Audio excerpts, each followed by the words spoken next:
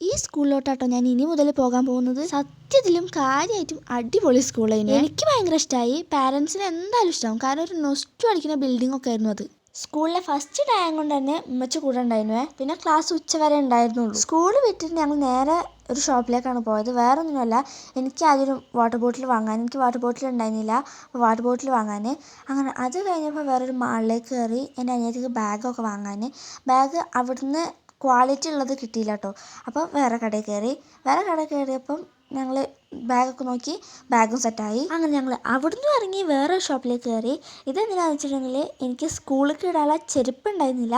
അപ്പോൾ ചെരുപ്പ് വാങ്ങാൻ ഇവിടെ കയറി. ഞങ്ങൾ ചെരുപ്പിൻ്റെ ഷോപ്പിലോട്ട് കയറിയത്.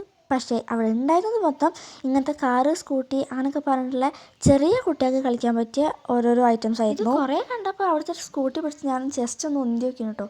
കുഴപ്പമൊന്നുമില്ല, രസമൊക്കെ ഉണ്ട്. പക്ഷേ എനിക്കതിൽ ചവിട്ടാൻ പറ്റില്ല എന്നുള്ള ചെറിയൊരു വിഷമം എന്നെ എപ്പോഴും പിന്തുടരുന്നുണ്ട്. സാരല്ല, ഇനിയിപ്പോൾ പറഞ്ഞിട്ട് കാര്യമൊന്നുമില്ലല്ലോ അല്ലേ. അങ്ങനെ കുറേ അധികം സാധനങ്ങൾ വാങ്ങി ഞങ്ങൾ നേരെ വീട്ടിലേക്ക് പോയി. അങ്ങനെ വീട്ടിൽ ചെന്നപ്പോൾ വീട്ടിൽ കഞ്ഞിയും മസാല മുട്ടയായിരുന്നു. ഇത് സത്യത്തിൽ ഞങ്ങളൊരു ഫേവറേറ്റ് കോംബോ തന്നെയാണ്.